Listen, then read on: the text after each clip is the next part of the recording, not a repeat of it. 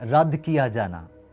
ہمیں کبھی بھی حیران نہیں ہونا چاہیے جب ہمارے قریبی ہمیں اور انجیل کے پیغام کو رد کرتے ہیں۔ میں راشد ہوں اور میں اس کی وضاحت کروں گا۔ اب یہ اصول یسوع مسیح کی زندگی میں ایک مثال سے حاصل ہوتا ہے جو کہ حقیقتاً ڈرامائی منظر پیش کرتا ہے۔ ہم یہ چیز اس کی خدمت کے دوران اس کے اپنے شہر میں دیکھتے ہیں، ناصرت میں خدمت کے دوران، اور متی کی انجیل میں یوں لکھا ہے کہ وہ اپنے وطن میں آ کر، یہ ناصرت ہے جہاں اس کی پرورش ہوئی، ناصرت میں اس نے اپنی زندگی کے 30 سال گزارے۔ ایک نوجوان لڑکا پہاڑوں پر چڑھتا ہے، اپنے ساتھیوں کے ہمراہ کھیلتا ہے، اپنے والد کے ساتھ بطور بڑھئی کام کرتا ہے، بلوغت کی طرف بڑھنا شروع کرتا ہے۔ وہ حکمت اور قد و قامت میں اور خدا کی اور انسان کی مقبولیت میں ترقی کرتا گیا، مگر جیسے جیسے نشو و نما کر رہا تھا اتنا ہی اہم تھا، کیونکہ وہ خدا کے فرزند کے طور پر بڑھا، اور پھر وہ فرزند خدا ہوا، اور اب وہ ابن آدم بھی ہوا، اور وہ مجسم خدا ہے، اور وہ مجسم خدا جانا گیا۔ وہ اپنے وطن واپس جاتا ہے۔ آپ سوچ سکتے ہیں کہ یسوع کے متعلق لوگوں کا کیا رد عمل ہوا ہوگا، حالانکہ وہ ان میں پلا بڑھا اور ان کے ساتھ کھیلا کودا۔ انہوں نے ایک ساتھ کام کیا اور وہ یہاں واپس آیا۔ اس کی ترتیب یہ ہے کہ اور اپنے وطن میں آ کر ان کے عبادت خانہ میں ان کو ایسی تعلیم دینے لگا کہ وہ حیران ہو کر کہنے لگے، اس میں یہ حکمت اور معجزے کہاں سے آئے؟ انہوں نے سوالوں کا ایک لمبا سلسلہ پیش کیا۔ کیا یہ بڑائی کا بیٹا نہیں، اور اس کی ماں کا نام مریم، اور اس کے بھائی یعقوب اور یوسف اور شمعون اور یہودا نہیں، اور کیا اس کی سب بہنیں ہمارے ہاں نہیں؟ پھر یہ سب کچھ اس میں کہاں سے آیا؟ وہ بہت بری طرح بخلا گئے اور ان کے ابتدائی رویے پر غور فرمائے، اور انہوں نے اس کے سبب سے ٹھوکر کھائی۔ آغاز میں یہ سب حیران ہوئے، مگر بعد میں جب اس نے ان سے مزید کلام کیا تو وہ اور زیادہ چکنے ہو گئے۔ مگر یسوع نے ان سے کہا کہ نبی اپنے وطن میں اور اپنے گھر کے سوا اور کہیں بے عزت نہیں ہوتا، اور اس نے ان کی بے اعتقادی کے سبب سے وہاں بہت سے معجزے نہ دکھائے۔ آپ کو اس منظر کو مزید جاننے کے لیے کیا واقعہ ہوا لوکا کی انجیل کا مطالعہ کرنے کی ضرورت ہے۔ یہاں اس جرم کا ریکارڈ موجود ہے۔ یہ کوئی معمولی گروہ نہیں تھا جو کہ اس صورتحال سے باہر ہو گئے۔ غور کریں کہ ہم نے کیا تلاوت کی کہ جب وہ ناصرت میں آیا، یہ لوکا کی دلیل ہے جہاں اس کی پرورش ہوئی۔ عموماً وہ سبت کے روز عبادت خانوں میں جایا کرتے اور کھڑے ہو کر تلاوت کرتے۔ لوکا ہم میں اس بات کو ڈال رہا ہے کہ اس نے کیا تلاوت کی۔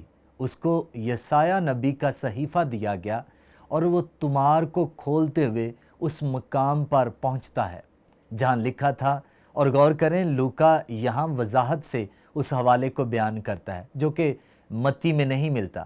یہاں وہ یسایہ میں سے تلاوت کرتا ہے، خداوند کا روح مجھ پر ہے، اس لیے کہ اس نے مجھے غریبوں کو خوشخبری دینے کے لیے مسا کیا، اور اس نے مجھے بھیجا ہے کہ قیدیوں کو رہائی اور اندھوں کو بینائی پانے کی خبر سناؤں، اور کچلے ہوئوں کو آزاد کروں، اور خداوند کے سال مقبول کی منادی کروں۔ اور وہ نکتہ ہم پڑھتے ہیں، پھر وہ کتاب بند کر کے اور خادم کو واپس دے کر بیٹھ گیا۔ اس نے اگلی آیت نہیں تلاوت کی۔ اگلی آیت یوں بیان کی گئی ہے، یہ کہنے کے بعد کہ خداوند کے سال مقبول کی منادی کروں، اور اگلی لائن بیان کرتی ہے کہ آج یہ نوشتہ تمہارے سامنے پورا ہوا۔ دراصل وہ آمد ثانی کی پیش رفت کر رہا ہے جب وہ عدالت کرنے آئے گا۔ وہ یہ نہیں کہتا کیونکہ وہ ان کے دلوں کو تیار کر رہا ہے۔ وہ یہاں کیوں آیا؟ خیر کیا ہوا؟ اس نے تمار بند کیا اور واپس دے دیا، اور پھر ان سے میں وہی ہوں جس کا واقعہ ہے، اور ان سے کہنا شروع کیا، آج یہ نوشتہ تمہارے سامنے پورا ہوا۔ یسایہ میرے بارے میں بات کر رہا ہے کیونکہ میں ہی مسیحا ہوں، میں ابن خدا ہوں۔ اس کی وضاحت کے لیے اس نے 2 مثالیں پیش کی۔ انہوں نے منفی رویے سے اس کو رد کیا اور اس نے کہا دیکھو ایلیاہ نے پرانے عہد نامے میں نبوت کی تھی۔ ایک خاص وقت کے دوران خداوند نے سارپت میں ایک بیوہ کی خدمت میں رہنمائی کی، اور بے شک یہ غیر قوم سے تھی۔ یہ نہیں کہا کہ اسرائیل میں بیوہ کی خدمت کر، بلکہ غیر قوم میں بھیجا، اور ان کے لیے یہ پریشان کن بات تھی۔ اس نے ایک اور مثال استعمال کی۔ اس نے کہا الیشا وہ تھا جو ایلیاہ کے بعد آیا۔ اسرائیل میں بہت سے ایسے لوگ تھے جن کو جلد کی خطرناک بیماریاں تھیں، مگر نعمان آرامی کے علاوہ کسی کو بھی شفا حاصل نہ ہوئی۔ دوسرے معنوں میں الیشا نے غیر قوم کے بارے میں بات کی، کیونکہ بنی اسرائیل کی سخت دلی کے سبب سے خدا نے نبیوں کو غیر اقوام کی طرف واپس بھیجا۔ تو کیا ہوتا ہے؟ خیر، ہم تلاوت کرتے ہیں جتنے عبادت خانہ میں تھے ان باتوں کو سنتے ہی قہر سے بھر گئے۔ اب مجھے معلوم نہیں کہ اس کے بہن بھائی وہاں موجود تھے یا نہیں، مگر یقیناً وہ بھی اس گروہ کا حصہ ضرور ہوں گے، یا پھر اس کی زندگی میں ان کے ساتھ کسی موڑ پر۔ اور اٹھ کر اس شہر سے باہر نکلا اور اس پہاڑ کی چوٹی پر لے گئے جس میں ان کا شہر آباد تھا، تاکہ اسے سر کے بل گرا دیں، مگر ان کے بیچ میں سے نکل کر چلا گیا۔ آپ میں سے وہ لوگ جن کو اسرائیل جانے کا موقع ملا ہے، جب ہم ناصرت سے گزر رہے تھے تو ہم عین اس مقام پر ٹھہرے جس کے بارے میں ان کا خیال تھا کہ یہ چٹان تھی۔ میں نے آگے بڑھ کر اس چٹان سے نیچے دیکھنے کے لیے رکا کہ انسان خیال کیا ہوتا ہے اگر وہ اس کو چٹان سے نیچے گرا دیتے، اور اس کو الہی طاقت کے ذریعے اس مشکل صورتحال سے نکالا گیا۔ اس لیے یہاں ہم بے اعتقادی کرتے ہیں، اور جیسے میں نے کہا مجھے معلوم نہیں کہ اس واقعے میں اس کے بھائی کس حد تک ملوث تھے، شاید بہنیں بھی ہوں۔ غور کریں ہم یوحنا 7ویں باب کی 5ویں آیت میں کیا پڑھتے ہیں، کیونکہ اس کے بھائی بھی اس پر ایمان نہ لائے تھے، اور یہ کسی اور واقعے کا پس منظر ہے جہاں انہوں نے اس کو ٹھٹھوں میں اڑایا، اور انہوں نے بڑی سادگی سے کہا یہ اس کے بھائی تھے۔ انہوں نے اس کا مذاق اڑایا اور کہا پھر تو کیوں نہیں جاتا اور خود کو ظاہر نہیں کرتا؟ اسرائیل میں جا اور خود کو ظاہر کر کہ تو کون ہے، خود کو پوشیدہ رکھنے کی کوشش نہ کر کہ تو کون ہے۔ اور جب اس نے یہ بیان ان کو دیا اور کہا تم جاؤ، خیر بعد میں وہ گیا بھی، مگر ہم پڑھتے ہیں نہ اس کے بھائی اور نہ بہنیں اس پر ایمان لائیں۔ یہ بیان ان کے حقیقی بھائی بہن بننے سے پہلے کا ہے، اس کے مسیح میں بھائی ہونے سے، اور یہاں وہ بیان ہے جو ہمارے پاس صدیوں بعد آیا اور یہ حقیقت پر مبنی ہے۔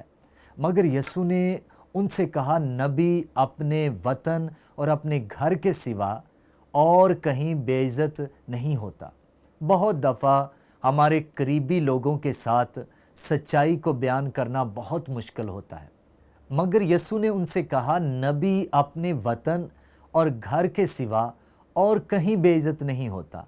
بہت دفعہ اپنے قریبی لوگوں کے ساتھ سچائی کو بیان کرنا بہت مشکل ہوتا ہے، اور اسی لیے اس کام کے لیے زیادہ حکمت درکار ہوتی ہے۔ یہ کام بہت سمجھداری سے کیا جاتا ہے۔ کچھ جگہوں پر منادی کی بجائے با اثر طریقے سے زندگی گزارنے کی ضرورت ہوتی ہے تاکہ اپنے خاندان میں اپنے قربتی لوگوں کو جیتا جا سکے۔ لہٰذا عکاسی اور غور و فکر کے لیے سوال یہ ہے، آپ نے اپنے خاندان کے غیر ایماندار افراد سے کون سے طریقے سے رد کیے جانے کا تجربہ حاصل کیا ہے، اور ایسا کیوں ہوا؟ خیر ہم نے غور کیا کہ یہ سب کچھ خداوند یسوع مسیح کی زندگی میں حقیقی طور پر پیش آیا، مگر کیا آپ جانتے ہیں یہ آج بھی ہوتا ہے؟ مجھے یہ تجربہ ہوا، اور یقیناً رد کیے جانے کا جو احساسات جو میرے تھے یسوع کے ایسے بالکل نہیں تھے، مگر یہ میرے لیے تکلیف دہ رہا کیونکہ میں نے مذہبی جماعت سے علیحدگی اختیار کر لی تھی، اور اس مذہبی جماعت کا ایک جو بہت سخت قانون تھا کہ آپ کبھی بھی مذہبی جماعت کے باہر شادی نہیں کر سکتے۔ اور میں موڈی بائبل انسٹیٹیوٹ میں تھا اور اس کا نام ایلن تھا، اور میں نے محسوس کیا کہ شاید یہ وہی لڑکی ہے جس کو خدا میری زندگی میں لے کر آیا ہے۔ یہی جذبات اس کے بھی تھے۔ مجھے خدا اس کی زندگی میں لے کر آیا اور ہماری منگنی ہو گئی۔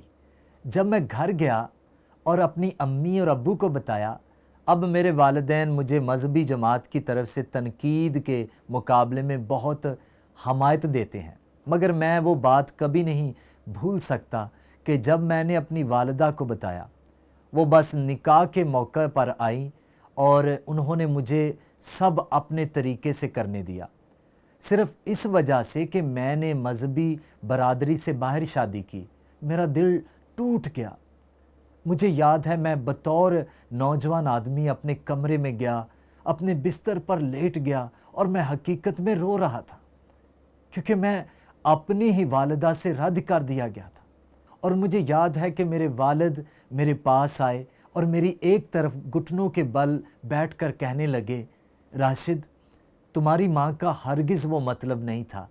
ایک بار جب وہ ایلن سے ملے گی تو وہ بھی اس سے محبت کرنے لگے گی، مگر یہ ایک ابتدائی انکاری تھی، کیونکہ اس کی زندگی میں مذہبی جماعت کا تعمیر کیا ہوا مضبوط پس منظر تھا، اور وہ اس میں سے نکلی، مگر یہ ابھی بھی وہی تھا۔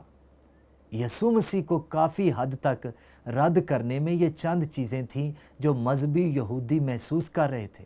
میں بعض اوقات یہ بات کرتا ہوں کہ جو لوگ مسیح پر ایمان لاتے ہیں مگر ان کے والدین غیر ایماندار ہوتے ہیں، میں سادہ الفاظ میں کہوں گا، انجیل کی منادی کرو۔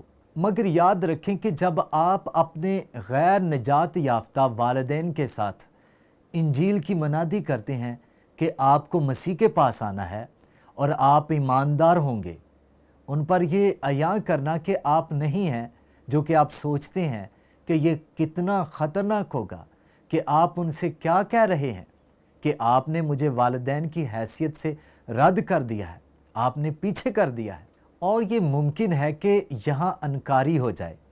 میں نے کہا ہے کہ احتیاط سے کام لیں، منادی کریں اور چھوڑ دیں، اور دعا کریں کہ ان کی زندگی میں اور بھی لوگ آئیں جو ان کے ساتھ یسوع مسیح کی انجیل بانٹیں۔